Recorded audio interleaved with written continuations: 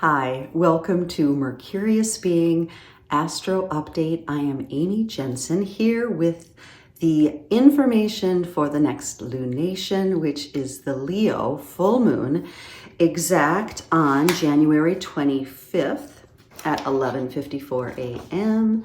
This is a chart for Minneapolis, so it may be different where you are, but we have the basic lay of the land with the sun conjunct Pluto in Aquarius, opposing the Leo moon, of course, at this full moon. And so the Pluto in Aquarius conjunct the sun, opposing the moon. We've got Jupiter squaring the sun and the moon. We have Saturn in conjunct the sun. We have Chiron with a creative aspect to the sun. And then Mercury has a little action going on as well. So let's get started. I'd like to start with the Sabian symbols from my go-to, Lynda Hill, from her Sabian Oracle book. And let's start with the moon. So 5 degrees, 14 minutes. The Sabian symbol is Leo 6. And the statement for that: an old-fashioned conservative woman is confronted by an up-to-date girl. So I'm skipping to the oracle portion. This symbol often shows issues of the aging process being a positive experience, rather than the negative image people generally have of it. The old-fashioned woman or the up-to-date girl do not have to stick to their stereotype. They can indeed bring the best of both worlds together. In fact, their roles may be reversed, with the older woman being less conservative than the younger one. You may find yourself faced with a choice between tried and true established ways and the modern or innovative. It is most likely that the best qualities of both attitudes is the proper compromise. And with any lunation, we've got opposition. So compromise is always a good way to balance. Okay, so compromise already within this particular symbol. There may be a need to be mindful of other people's mindsets and generational differences. However, you can't please everyone all the time. Also, remember, what bothers people about someone else is often a reflection of their own issues. And of course, the moon being full is reflecting the light of the sun. So watching that reflection and projection. The symbol for Aquarius 6 is a masked figure performs ritualistic acts in a mystery play. The oracle: in the situation facing you, it seems there are mysteries in the themes that are being played out. Perhaps to the point where it's not clear exactly what's going on and who or what the actors, the masked figures, truly are. However, it may be that the audience, and this can be you or someone else, is not really supposed to know the ins and outs of what's really going on. It can feel that everything and everyone is not quite how they seem. It can feel that everything and everyone, already said that, is not, maybe I just need to say that. So let's emphasize that. At this lunation, it may appear everyone and everything are not what they seem. Okay. Look to see who the performers are in this mystery. There could be the sense that you are not being shown the true face of the situation. Are you part of the play, or are you in the audience? Sometimes people have a need or desire to be cautious in what they reveal of themselves to others. Does someone in this situation find it necessary to put on an act in order to cover up their real intentions, emotions, or reactions? It's quite likely that false motives will eventually be uncovered. So be wary of what actions are taken and be cautious with what's said.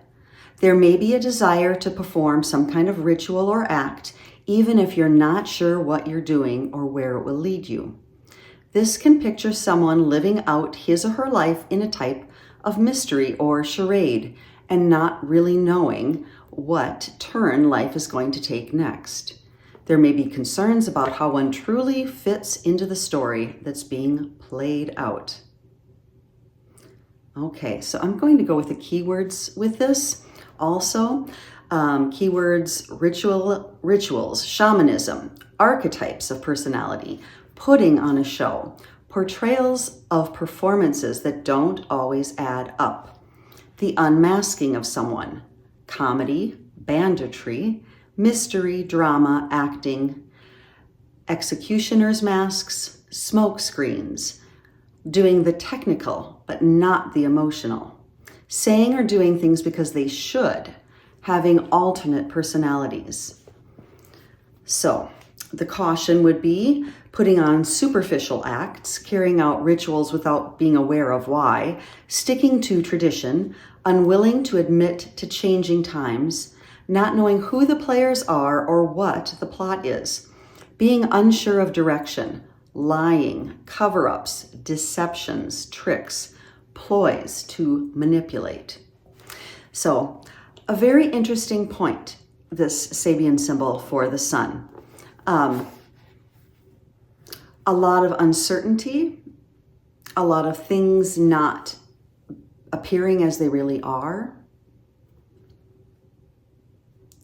a lot of unmasking or unveiling. And then there's the play element or the stage element, which is very Leo-like in nature. And then, of course, going back to that Leo degree of having, is it the older person who's up to date and not conservative? Is it the younger person who's conservative and stuck in their ways? So there's just definitely a lot of, how we project ourselves into the world, how we're projected, false, true. So a great deal of uncertainty. And of course, whenever there's a lot of that going on, I'm going to come back to the heart a lot in this statement or this whole video. But coming back to one's center. So the moon is in Leo. It's in the Ajna chakra, kind of the will center of the body, the vision, the place where we kind of unite spiritual vision and intention. And then Aquarius is at the base of the spine. It's on the other half of the Muladhara chakra. And it is foundational energy, but Aquarius is an air sign. And it's also very electrical, ruled by Uranus. It has to do with prana, the flow of life force. So starting at the root and going up and then connecting above and then coming back down. So I would say with just even those two opening statements, we have this energy of projection, illusion, intentional or otherwise, or playing with that energy, feeling into, how we project ourselves out into the world, how we're perceived, how we perceive others. And then the energy of the Aquarius, the root chakra, and that energetic impulse to shake things up, to reimagine, to break up stagnation in the body.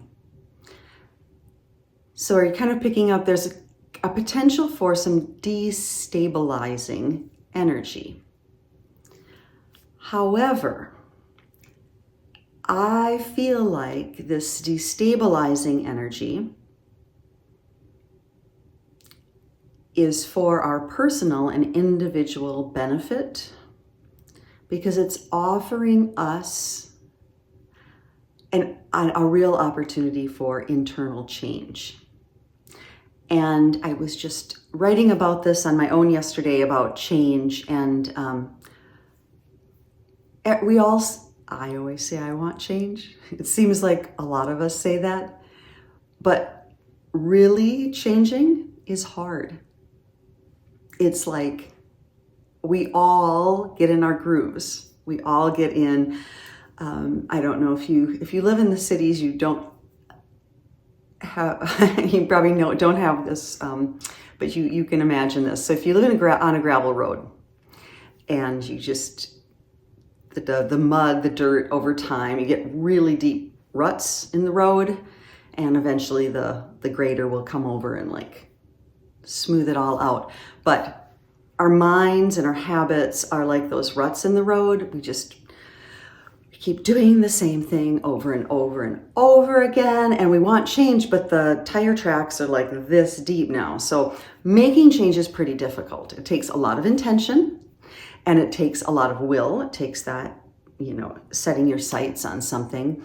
It takes the energy of interruption to get out of the rut, and then to stay out of the rut. And all of that takes a lot of energy. So I believe, for me, this is an invitation, and I'm saying this for all of us, an invitation for us to begin the process, if you haven't already, and if you would like to, because I always also find not everyone is all about change, and that is okay too, of course. But we are beginning an internal process that is also mirrored in the external collective.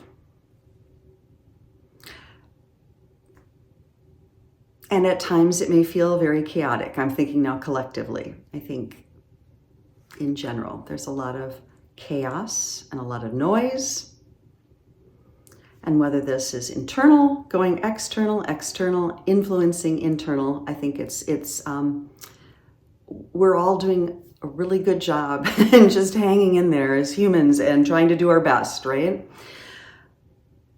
In this time of change and opportunity for change in the best and highest evolutionary way, and this is funny because this has kept coming up over the last few days as well, is the idea of space, okay? The area of the heavens where the sun is in for this lunation is Shravana, I'm getting that wrong, Shravana, and it's the area of the heavens symbolized by the ear, and it's ruled by Vishnu, and the deity Vishnu, and he is the sustainer. In the Hindu pantheon, he is the one who dreams the dream. He's pictured, reclining on the cobra and dreaming the dream of the world. Brahma would be the creator, and Vishnu continues the dream in the many incarnations. But the word itself, Vishnu, is that which is everywhere. Okay, which is space. Space is everywhere. It's within us, it's without us. So even though the sun is in the area of the heavens, which is Aquarius, in the sidereal zodiac, it would still be in Capricorn. Either way, root chakra, Saturn rules Capricorn, Saturn rules traditionally Aquarius. So within this area of the heavens, this Shravana, ruled by Saturn, which is all about discipline, determination, possibly rigidity, possibly some inflexibility, okay, but it's that foundational energy. But the moon rules this area of the heavens as well. And the moon is changeable and fluid and emotional, okay, always changing. Saturn gives this area a sense of detachment, and these are some notes from Komilla Sutton. Detachment from the ups and downs of this emotionality. Saturn's influence is giving us the grace of responsibility for our own growth and evolution. It's that opportunity to do the work, to take the steps, to grow and evolve and learn through our mistakes, you know. And Shravana is about listening. That ear symbol, and it's the area of silence.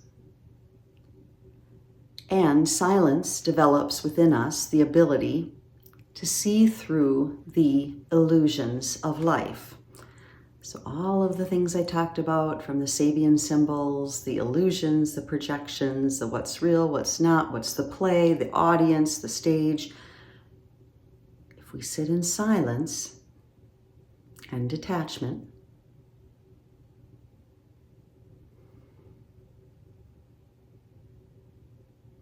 we are giving ourselves and others the opportunity to settle into that and to see more clearly. We gain better understanding through this practice. And through better understanding of ourselves, and this also is from Komilla Sutton, and it's beautiful, so I'm just using her words here. Through a better understanding within ourselves, we learn to recognize and like ourselves and recognize one's own truths. Not hiding within the cacophony of life, which was funny when I read this, because I was just heard something about a cacophony movement kind of associated with the Discordian movement. And I'm like, oh, interesting. So that's kind of the disruptive nature of things, of groups that maybe, you know, for good or ill, I guess, but it's a disruptive quality. And coming out of that to bring your own understanding to the situation, to the loudness, to the chaos. To listen is to learn. And to listen teaches us to distinguish within ourselves between fact and fiction. Okay, that's a lot of big energy, isn't it? And the energy and the area of the heavens where the moon is in is Pushya. The symbol for this is a flower, an arrow, and a circle. So the flower is the symbol of expression of latent faculties, the outward blooming, an expression of inner ideas. The arrow symbolizes ambition and directed activity. The circle is complete within itself, and it has the energy to focus on the whole of our lifetime, not just particular points or the start or the end, but the whole of it. And then the ability to see that within the larger context of the world in general, the collective. So this again is from Komilla, and that bit was as well. So Saturn also plays a part in this area of the heaven. So it rules this area. This brings forth, Saturn, the karmic restrictions, and at the same time, the planet Jupiter, which is the opposite of Saturn. So Saturn confines and constricts, and Jupiter frees and expands, but they have a dual influence in this area. So opposition that has expression at this time, the same as the other position of the sun, having the energy of the soft, nourishing, emotional, changeable moon, and then the rigidity of Saturn. So we keep on the Saturn train, right? We're still on that foundational energy. So Saturn gives us the opportunity to understand the soul's restrictions, but also knowledge through experience. And on the understanding, again, that this particular lifetime is related to a larger cycle. And I was pondering that as I was writing these notes. And it does reframe, one's expectations of one's life. If you really decide, and again, everybody's got their personal beliefs, right? So I'm not trying to change your mind on anything, but my thinking of, for myself, this particular lifetime within the context of like tons. And it kind of takes the pressure off, right? It's like, okay, maybe during this time I'm gonna master a few things. Maybe with detachment I can master a part of myself that I'm working on, or bolster another part of myself that I'm working on, bring greater joy into my life, greater clarity, greater peace, whatever it may be for any of us, and whatever we want to achieve on any level. But the pressure to do everything can be released. And again, that sense of space comes forward.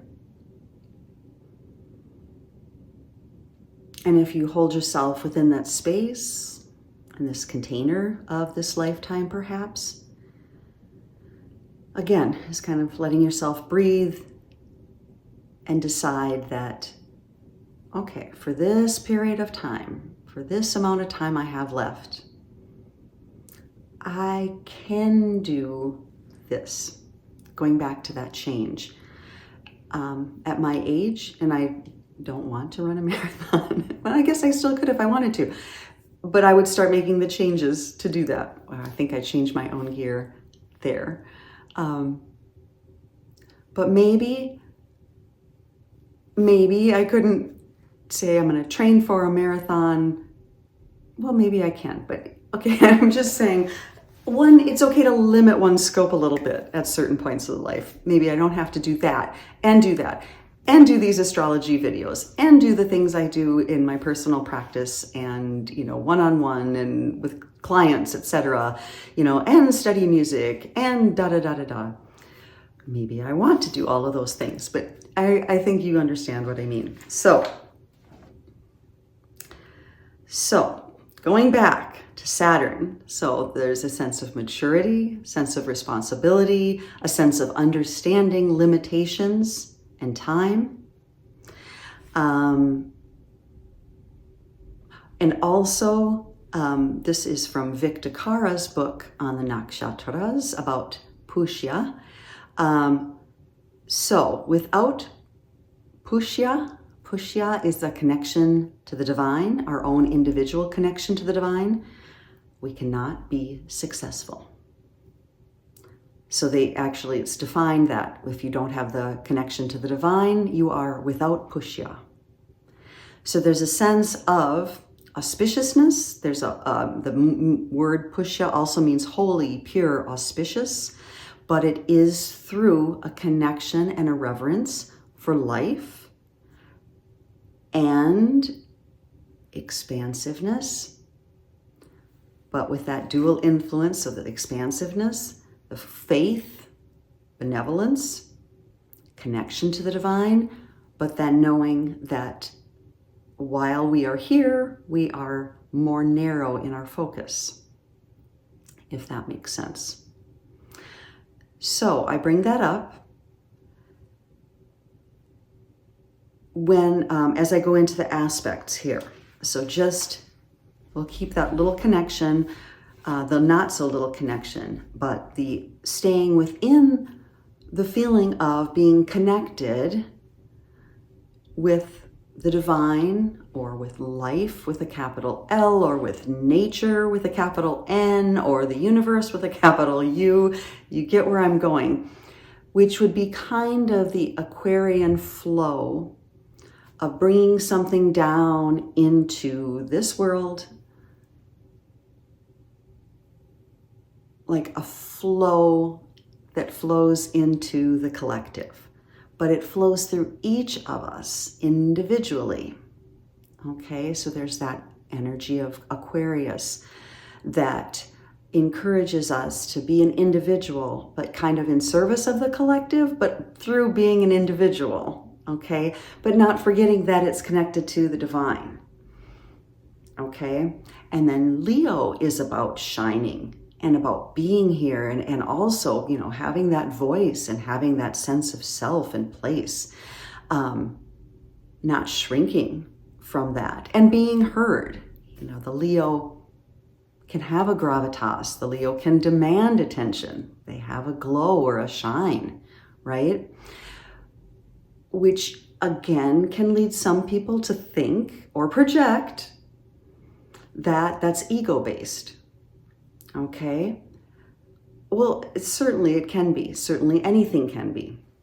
Any of the signs, any of the permutations of energy. But I'm talking about self and shining in self, truly shining as self, me as me and you as you. And I don't know, Beethoven is Beethoven. Beethoven keeps popping up. And not that we all have to be Beethoven. I mean, it can be shining through a smile exchanged with a stranger at the grocery store. Boom, that's huge. That's lovely. It's through being in whatever occupation and dharma each of us are doing and being. Okay, so there's a lot about shining and being an individual and knowing that that shining individuality is part of the flow and will increase the flow. All right, I'm going to go into the aspects. We have Venus at the leading edge again, and we have Uranus at the trailing edge, and I know that's the way it was the last lunation, and it will be again for the Aqua new moon on February 9th, which is the Chinese New Year, which is cool. It's going to be the year of the dragon. And after that, we'll switch to Uranus and Pluto on the edges. So I'll talk a little more about transformation here. So Venus is leading the charge with Mercury and Mars also in Capricorn. Okay, so she's got her people. So Venus, I just had written like a heart-based foundation. So in Capricorn, laying the groundwork for the heart work. Heart, not hard work, but Heart work in the best way. The work we all love to do. Like, ooh, this is the good stuff. This is what I get to do, right? That heart work. So we're laying the groundwork for the heart work. Again, I'm just going to keep saying this. Uranus in Taurus. Taurus is ruled by Venus. Jupiter is in Taurus. Taurus is ruled by Venus. So Venus being the leading edge, leading this work. So she's moving forward. She's lighting the way. Uranus, again, is that wild card in the heart center. Wild card in the heart energy. It's like, you can't deny it. It's going to, what my experience with Uranus, even if you think, and some people are way better than this. I have many people in my life who would never do this. But for me, it just, like, I can control it, and then, you just can't. It's gonna pop out in some weird way. So allowing yourself to just know the wild card energy is there. Give it a space. Leave some room for it to come out. Leave some possibilities for it to explore. Okay. Then, I already touched on that. Oh, the number 5 came up. So the sun and the moon are at 5 degrees. 5 degrees Aquarius, 5 degrees Leo. Saturn is at 5 degrees. Okay. So the number 5 came out. Also at the Pisces or the Virgo full moon, which will be February 24th, we've got 5 degrees Pisces 5 degrees Virgo for that lunation. So 5, 5, 5, the throat center is the 5th chakra. But number 5 popped out at me, so I looked that up, and I'll have a link below. So just in a nutshell, the number 5 represents personal freedom, unconventionality, individuality, change, life lessons learned through experience. We've heard that one before, haven't we? Adaptability, variety, versatility, curiosity, life choices and decisions. Life changes are upon you. Stay positive and keep a good attitude and keep up the gratitude. Take care of yourself, nourish yourself, rest to guide and facilitate smooth transition. And the last thing from this site, and I believe it's Sacred Scribes, I'll link it below, as I said, only you know your true heart's desire, and only you can fulfill your own destiny in your own unique way. So I just love when things start lining up like that. So the number 5 also popped out at me in the division of the circle because we have a quintile between Chiron and the Sun. Okay, the Q there, Chiron and Aries and the Sun. So quintile is formed by dividing the circle 360 degrees by 5, and you get 72 degrees. And then we have a septile, Saturn to Mercury. And I always have a really tight orb on these small, minor aspects. Septile is division of the circle by 7, so that comes out to 51.4285714 degrees, but basically 51 degrees, so another 5 that pops out. So I'm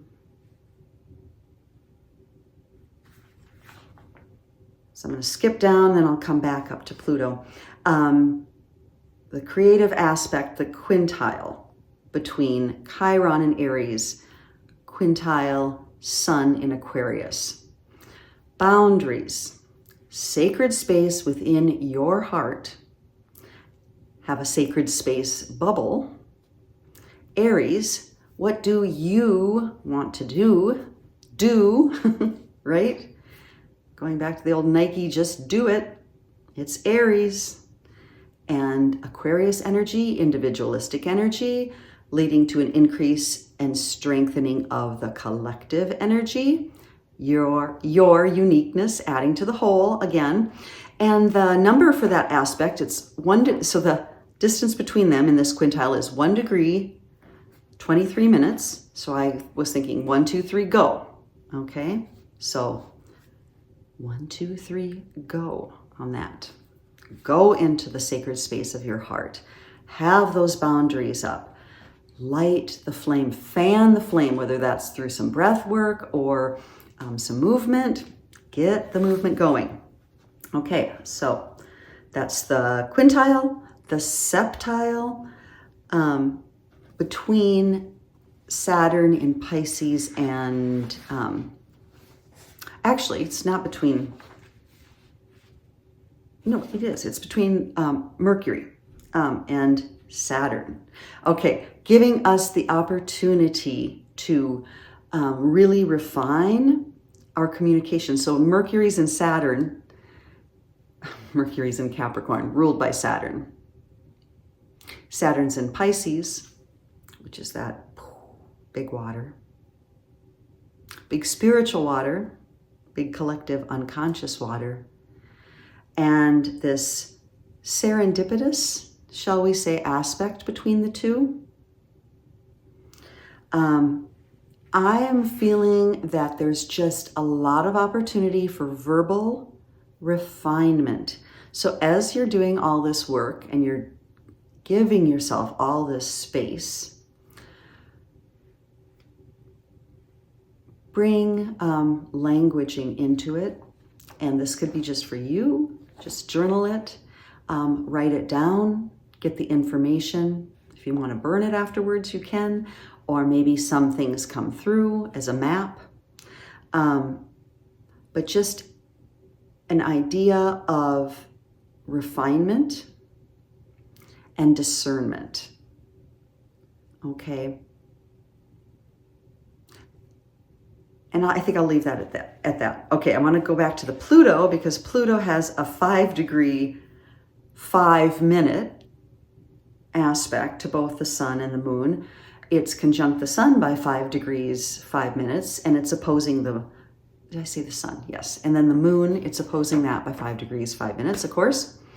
So Pluto is in Aquarius again. It just went back in on the 20th. It's back in the Aquarian saddle. It's going to dip out one more time this year, and then it'll go back into Aquarius in November and stay there for the next 20 years. And I got the image of spooling up transformation. So spooling up as in increasing rotational speed to produce an increase in thrust. I don't know why like spooling up image came to me, but that was it. And I'm like, oh, jet powered. There we go. Or maybe it's turbine. Or is that the same thing? But at any rate, aviation language came to me, which is perfect for Aquarius.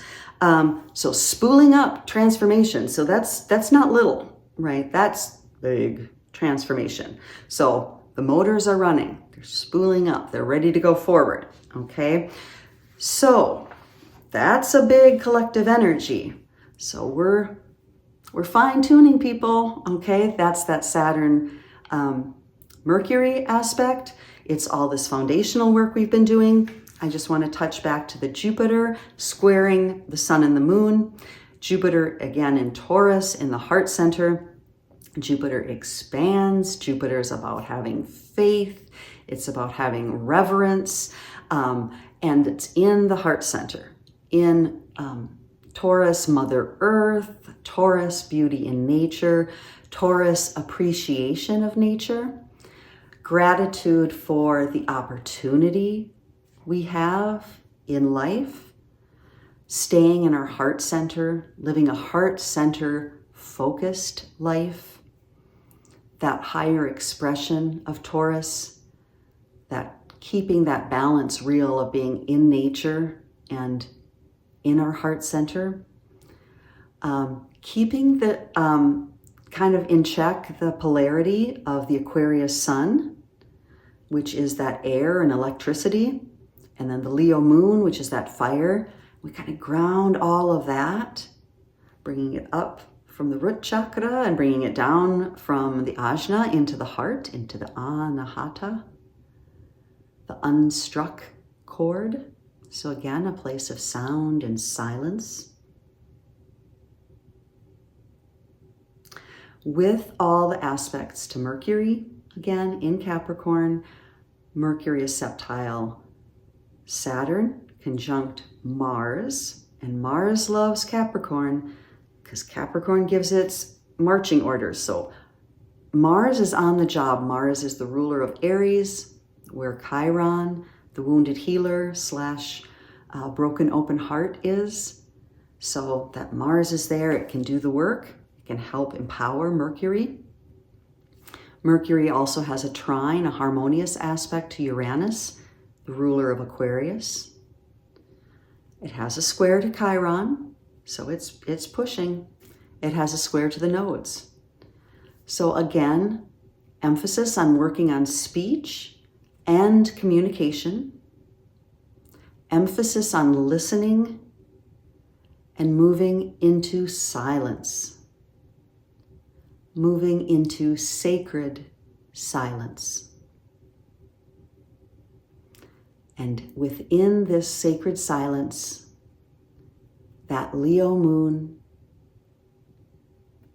would be able to make a small meow with the clarity and the force of a dynamic roar. Thank you for joining me, and I appreciate your likes and subscriptions. And I'm going to link at the bottom.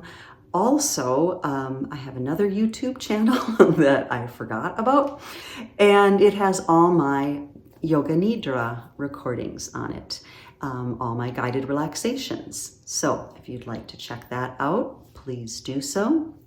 I have an upcoming 7-day daily mantra class, and we are doing the Mitraya mantra, which is a mantra to the sun, and it is one that promotes universal friendship and recognizing the patterns in relationships and coming to this place of where we all were before we came here, and in that sense of universal friendship. So please check that out on my website. And if you don't do any of those things, that's awesome, but I'd love to see you in real time, not just me looking out and hoping to reach you. So at any rate, I will see you, or I'll be here anyway next time. Okay, namaste.